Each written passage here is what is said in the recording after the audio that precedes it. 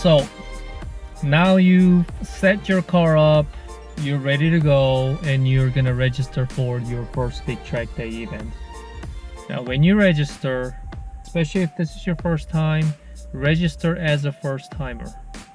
uh, Many guys make mistakes and they don't want to register as, first time guy, because either one, they don't want to go through and sit down with all these instructions and make themselves look bad as a newbie, and two, they truly believe, even though they might have never been to a track day event, that they're already good enough driver that can handle or hang with better drivers out there. Now you're gonna quickly realize, especially if you've never been to a big track, that's just not how it works out, because one, you've never driven at that big track, so you really don't know the proper lines and the speed that you're going to be reaching at a lot of the straights are well beyond what you are used to, especially in those autocross tracks or whatnot that you've been to. So it's never a bad idea to have an instructor teaching you for first couple laps. Most track days, they offer instructor sessions, or there are a bunch of guys out there that will be more than happy to give you ride-alongs in at higher group levels, and couple ride-alongs will go far into realizing what these guys do and what you need to be doing to be able to go faster and be safe out there. So go ahead and register, and again, to your proper level of what your comfort level is. And again, when you go out there, don't overdo it, stay safe. Again, you're not going to be, Ayrton Senna the first lap out there when you're driving your car. Even though you may think you know your car like your back of your hand, it's, again, when you're hitting 130, 140 miles an hour into a turn, there are a lot of things that happen that you are not prepared for, or you never had prepared for. So just make sure you stay within your limits. Again, it's all for fun, right? You don't have to be faster than the guy next to you. Another thing is, make yourself feel as comfortable as you can during those laps. You want to make sure, be aware of your surroundings, especially in big tracks. Don't be so focused on hitting that next apex, and whatnot.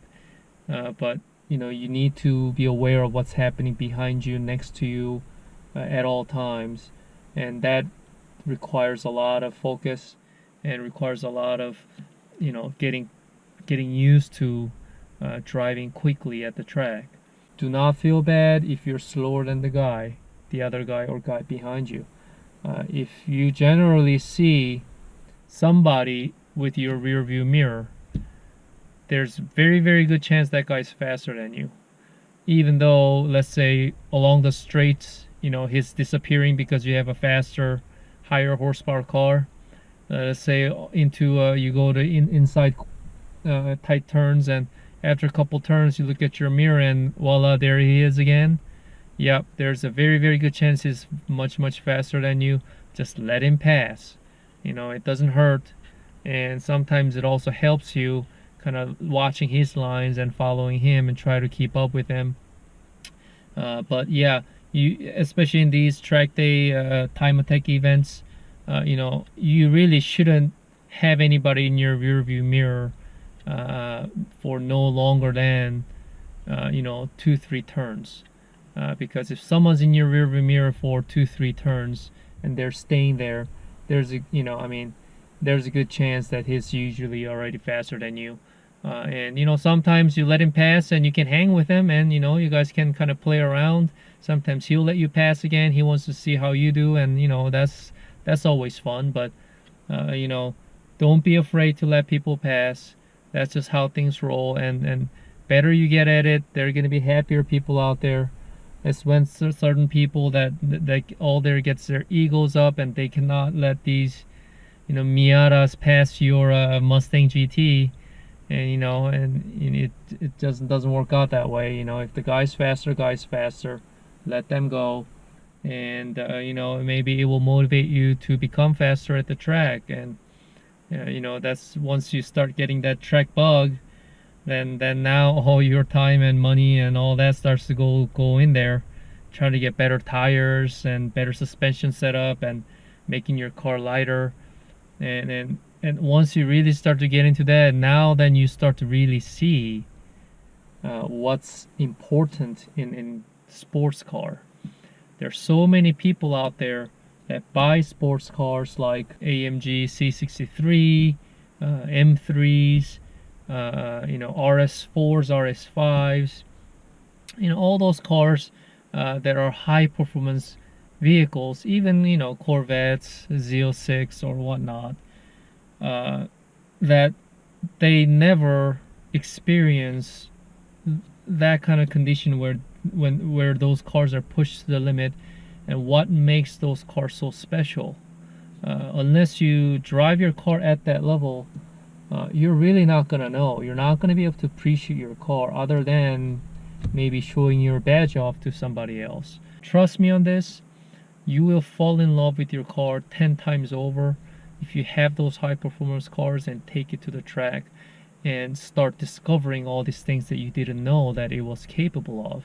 It's almost peeling an onion. More layers you peel, you just find more new things that your car can do, and it gets more amazing as you learn about that car, and you appreciate that car even when you daily drive from that point on, because you just know what you can do with that car and what that car is truly capable of. But I'm gonna try to make it to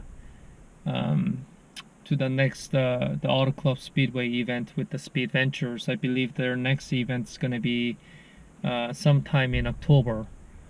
So I'll be out there probably on the Sunday session, not the Saturday. So I mean, if you guys want to see me out there or want to come along or whatnot, again, leave me a comment. I'll let you know exactly when I'm gonna be there or once I register and all that. But yeah, I definitely suggest you try the same, especially if you've never been. But yeah, things that I've already told you in this video, again, those are very important stuff. Make sure you try to do them. It will help you huge big time, especially when you go in there for your first time. Before I finish, I almost forgot the very last thing you want to do. I'm sure some of you might have had a question of when you see some of these cars or going to the track, they have all this blue tape all over their front fascia. Biggest reason why people do that is because, especially at the bigger tracks, when you're behind somebody, especially at high speeds, these tires, pieces of tires melt off and come off of their car, and it bounces off and hits your anything on the front fender or front bumper. And because this high heat tire rubber, it leaves all these black rubber marks on your body panel, and try to clean that off afterwards is pain in the butt. And I had to learn that a hard way as well. I mean, it took me a couple hours trying to get them all cleaned out afterwards. So there are tapes out there called racers tapes, or there are some tapes nowadays that are clear. That's what I like to use, because I don't like to have that blue color all over my front of the car. But yeah, I highly suggest at least covering up your front bumper, front fenders, and your front hood, or part of your front hood, so that way after your track day you just gotta peel them off and you're good to go. And it makes things much easier for you to clean up. And read always, before you go to those track events, read each event, their requirements and their rules, because every event and every sponsors have their own rules. Some of them require certain things depending who they are. Some of them require having numbers on the side of your car and your back or the front of your car. And if you don't bring your own numbering, some shadier ones will charge you their own number stickers, you know, good money. I've seen them charge up to $15-20 for a piece of sticker. And if you just knew about that beforehand, you could have easily done something like that for, you know, $5 or less, or even with piece of, you know, the masking tape or the razor's tape. You know, you can just write a number on it. So yeah, make sure you go through all of that. And if they require, you know, you to fill out a form, usually most of them require to fill out a you know, mechanical condition form, making sure everything's good and sound. And always, it also helps if you have a tow hook at the front or the rear of your car, just in case you run out of the course, and if you slip into the sand, you know, they have to pull you out. And if you don't have tow hook points, you know, they could potentially damage your car trying to pull your car out. But yeah, anyways, I think I try to cover most.